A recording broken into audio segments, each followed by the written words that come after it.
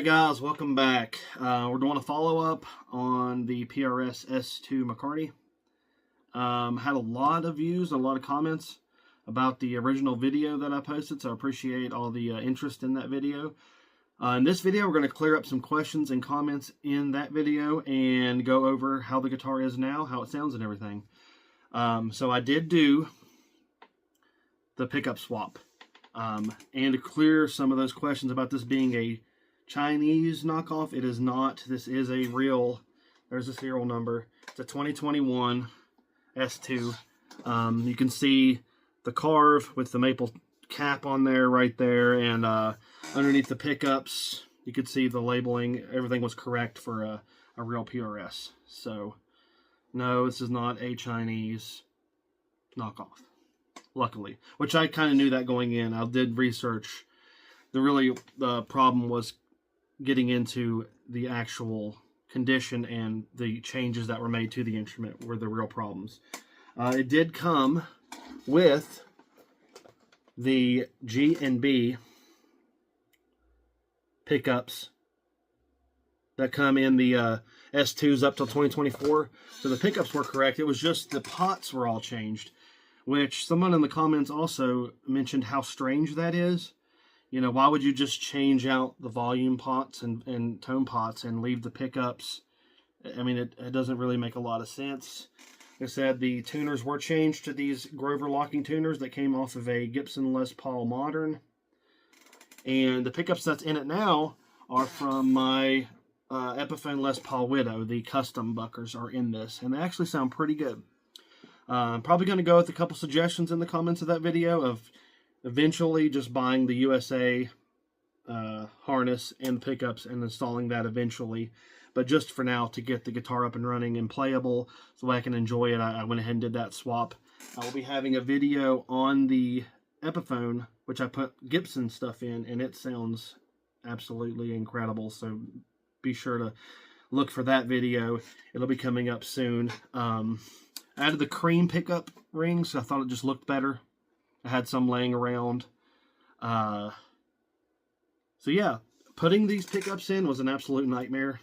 The routes in this body, it will not fit the, like for the wiring, the clips that go on the solderless system that's on Gibson or Epiphone. So I had to cut them and re-splice them together after I put the pickups in, and it took like 2 hours. It was crazy.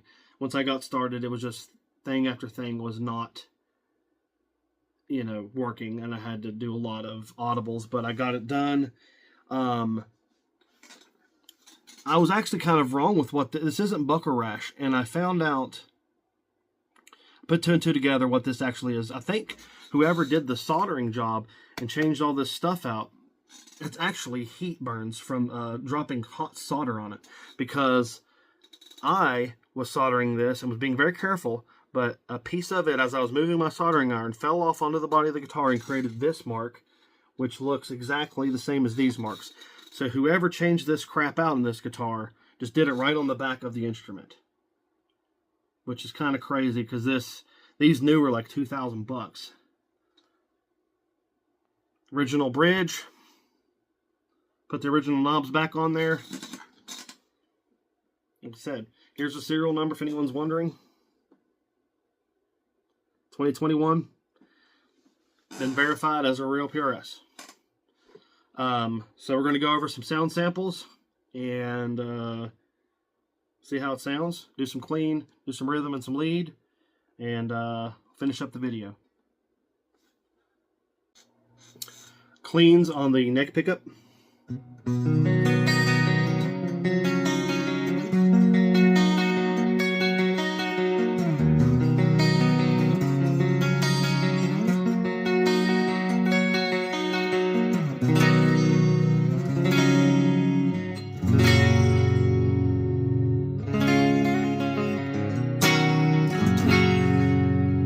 Middle.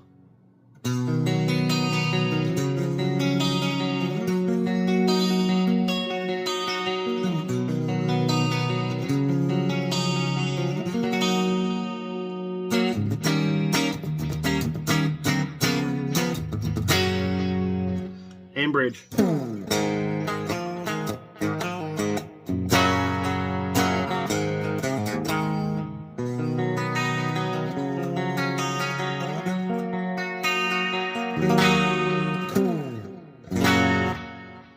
Go over some rock tone. Middle.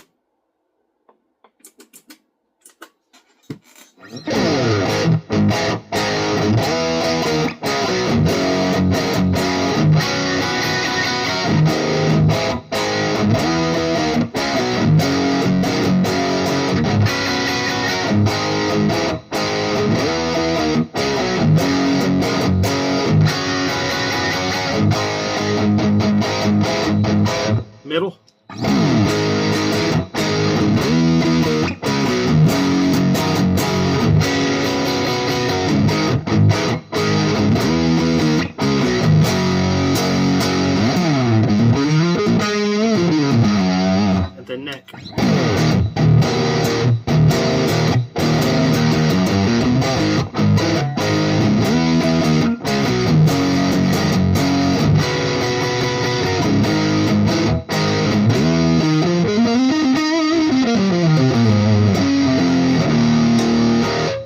Now see what it sounds like heavy.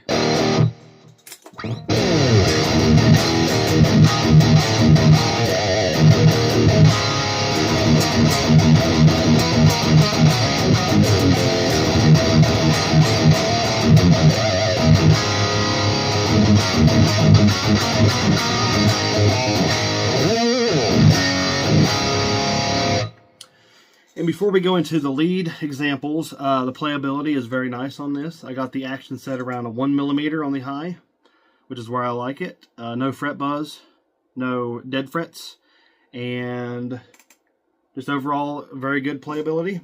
So here is some lead.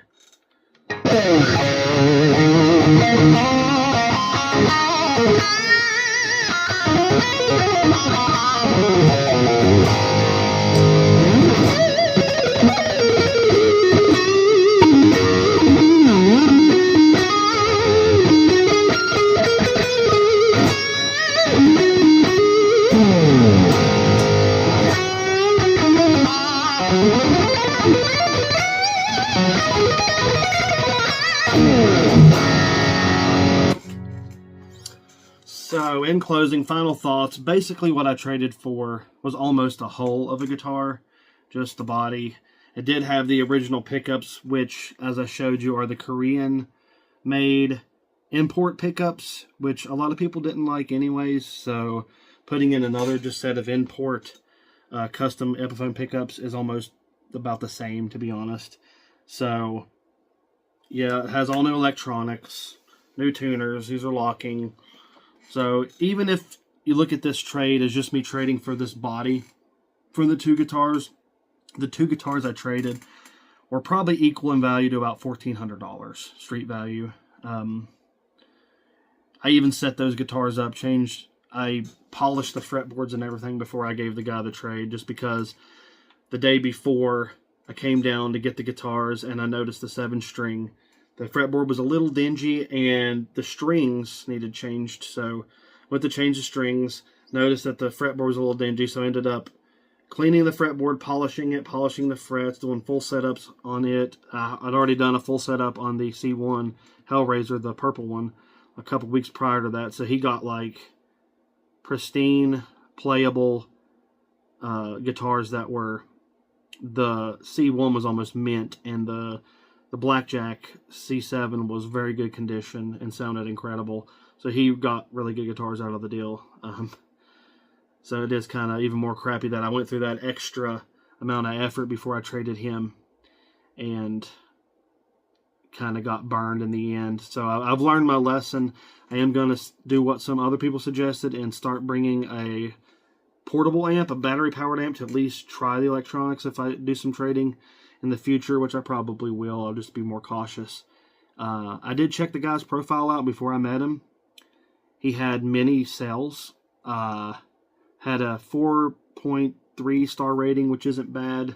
Mine's a 5-star. I try to keep it that way. But I checked his profile, looked like a real person, so I did all my research enough to be trusting enough to do the deal, but like everyone says, everything goes smoothly and great until the day it doesn't, and that's what happened here. But overall, looking at the full thing now, I had to put some extra parts that I had laying around, do some work on this thing, but now I am happy with it. I still have to fix that, just put some toothpicks and some glue in there, but I'm not worried about that right now. So overall, now it is a cool guitar, and I'm going to be holding on to it. It's just a headache getting it to where it is right now. Like I said, stay tuned for the video on the Les Paul custom with the Gibson PCB board setup. I did that. It was easy to do. I'm going to do a video on that. I might do a video comparing that guitar with this one, along with my Bourbon Burst Les Paul Standard Gibson. And I have my Mark Tremonti SE that's been decked out with all USA stuff. We can do like a freaking shootout of all my Les Paul style guitars. Should be pretty cool. But if you've made it this far, thanks for watching. I hope this cleared up any questions some people had from the other video.